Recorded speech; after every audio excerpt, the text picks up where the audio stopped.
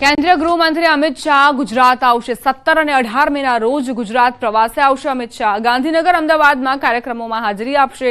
વિકાસ કાર્યોનું લોકાર્પણ અને ખાતમુહૂર્ત કરશે। 117 કરોડના પલ્લવ બ્રિજનું લોકાર્પણ કરશે। અન્ય વિવિધ વિકાસ કાર્યોની પણ ભેટ આપશે। 18 તારીખે ગાંધીનગર લોકસભા અને અમદાવાદ મહાનગરના અનેક પ્રોજેક્ટોના લોકાર્પણ અને ખાતમુહૂર્ત કરવાના છે। 18મી તારીખે સાંજે 5 કલાકે પલ્લવ બ્રિજ છે, જેને પરિણામે નારણપુરા વિધાનસભામાં આવતા આ બ્રિજનું લોકાર્પણ કરવામાં આવશે।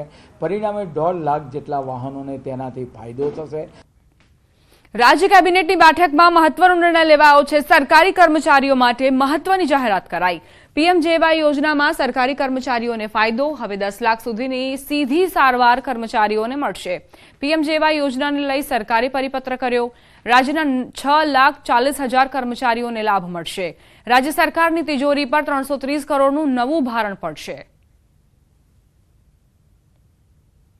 પીએમજેવાયમાં જે 10 લાખ સુધીની સારવાર મળી રહી છે, એવા કાર્ડની નવી વ્યવસ્થાઓ ઊભી કરવાનું સરકારે વિચાર્યું છે। 10 લાખ સુધીની સારવાર સીધી પીએમજેવાય કાર્ડના લાભાર્થીઓને જે મળે છે, એ જ પ્રકારની સારવાર એમને મળી રહે એ પ્રકારની વ્યવસ્થાઓ ઊભી થઈ છે। એનો જીઆર, એનો પરિપત્ર પણ કર્યો છે। અમદાવાદમાં પાલતુ શ્વાનના હુમલામાં બાળકીના મોત મામલે રાજ્ય સરકારના પ્રવક્તા મંત્રી ઋષિકેશ પટેલનું નિવેદન। સરકાર પાલતુ શ્વાનને લઈ ચોક્કસ પોલિસી બનાવશે। હિંસક બ્રીડના શ્વાન ન પાળવા જોઈએ। હિંસક બ્રીડના શ્વાન પાળનાર સામે પગલાં લેવાશે। ટૂંક સમયમાં આવા જે હિંસક બ્રીડના પશુઓ જેના ઘરમાં હશે, ડોગ્સ જેના ઘરમાં હશે, એના ઉપર પણ કાર્યવાહી થશે અને સાથે સાથે બિલકુલ ટ્રાન્સપરન્ટ પોલિસી આ બાબતની ચોક્કસ આગામી સમયમાં આપણે બનાવીએ છીએ। 5 વર્ષની બાળકી પર સગા કાકાએ દુષ્કર્મ ગુજાર્યું। મહીસાગર જિલ્લાથી સમાચાર, જ્યાં હૈયું કંપાવી દેતી ઘટના બની। ઘટનાને પગલે લોકોમાં ભારે આક્રોશ। હાલમાં બાળકીને ખાનગી હોસ્પિટલમાં ખસેડાઈ। નરાધમ કાકા પોલીસ ગિરફથી બહાર છે। ચકચારી ઘટના બાદ ફરિયાદ દાખલ કરી પોલીસે અલગ અલગ ટીમો બનાવી આરોપીને શોધવાના ચક્રો ગતિમાન કર્યા છે।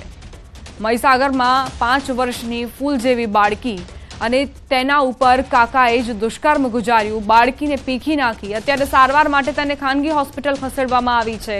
નરાધમ કાકાની કરતૂતોને લઈને લોકોમાં રોષ વ્યાપ્યો છે। પોલીસે પણ ગુનો નોંધીને અને આરોપીને પકડવા માટે ચક્રો ગતિમાન કર્યા છે। તેની શોધખોળ હાથ ધરાઈ છે।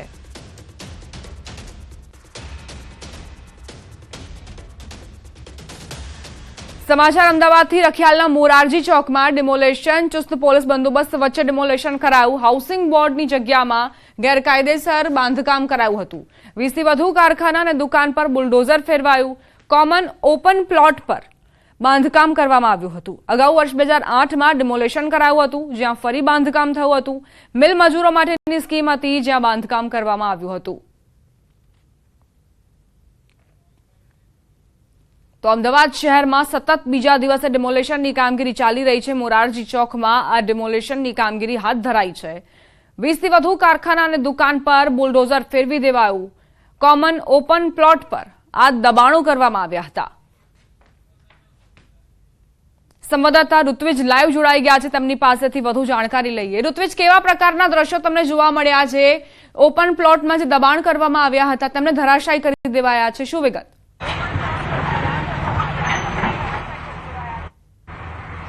જી, ખાસ કરીને વાત કરીએ તો જે રખિયાલ વિસ્તારની અંદર આવેલ આ જે મોરારજી ચોક છે કે જ્યાં ગુજરાત હાઉસિંગ બોર્ડના મકાનો આવેલા હતા। જો કે અહીં ગુજરાત હાઉસિંગ બોર્ડના જે મકાનોની બાજુમાં 3 કોમન પ્લોટ આપવામાં આવ્યા હતા અને આ કોમન પ્લોટ ઉપર છેલ્લા કેટલાય સમયથી કેટલાક લોકો દ્વારા અહીં બાંધકામ ગેરકાયદેસર કરી દેવામાં આવ્યું હતું।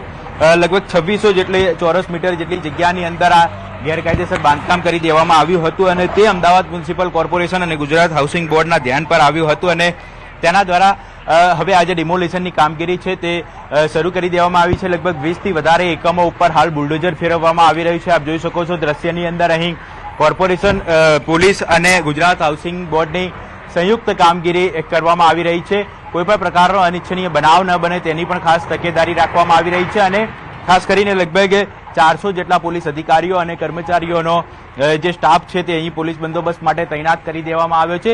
જો કે બીજી મહત્વની બાબત તો એ છે કે આ જે વિસ્તાર છે તે કોમન પ્લોટ વિસ્તાર હતો અને જ્યાં આ ગેરકાયદેસર બાંધકામ કરવામાં આવ્યું હતું. હવે આ જે વિસ્તાર છે તે ગુજરાત હાઉસિંગ બોર્ડ દ્વારા ખાસ કરીને લોકોના કામમાં આવે, અહીંના જે સ્થાનિક રહેવાસીઓ છે તેઓના ઉપયોગમાં આવે તે માટેની પણ વ્યવસ્થા કરવામાં આવશે.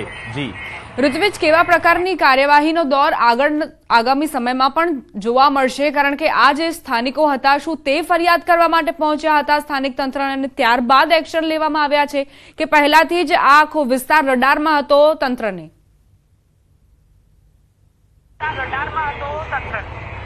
હજી વાત કરીએ તો આ જે વિસ્તાર છે, વિસ્તારની અંદર કેટલાક લોકો દ્વારા અહીં ગેરકાયદેસર બાંધકામ કરવામાં આવ્યું હતું. હું આપણે દ્રશ્યમાં બતાવવા માંગીશ કે આજે હાઉસિંગ બોર્ડના જે મકાનો હતા, મકાનોની બાજુમાં 3 કોમન પ્લોટ આવેલા હતા. જે સામાન્ય રીતે કોમન પ્લોટ છે તે અહીંના સ્થાનિક રહેવાસીઓએ ઉપયોગમાં લેવાના હોય છે, પરંતુ અહીં કેટલાક લોકો દ્વારા દબાણ કરવામાં આવ્યું હતું અને કોમર્શિયલ એકમો અહીં ઉભા કરી દેવામાં આવ્યા હતા. એટલે આ બાબત છે તે ગુજરાત હાઉસિંગ બોર્ડ અને અમદાવાદ મ્યુનિસિપલ કોર્પોરેશનના ધ્યાનમાં આવી હતી અને તેમના દ્વારા ખાસ કરીને આજે ગેરકાયદેસર દબાણો હટાવવા માટેની જે ઝુંબશ છે તે અંતર્ગત આ કામગીરી કરવામાં આવી રહી છે. અને આપ જોઈ શકો છો દ્રશ્યની અંદર અહીં મોટા પ્રમાણે ડિમોલેશનની કામગીરી હાલ હાથ ધરવામાં આવી છે. ને જ્યારે આ પ્રક્રિયા છે તે પૂર્ણ થઈ ગયા બાદ આ જે કોમન પ્લોટ છે તે સ્થાનિક રહીશોના કામ માટે આવે તે પ્રકારની વ્યવસ્થા છે તે ગુજરાત હાઉસિંગ બોર્ડ દ્વારા કરવામાં આવશે.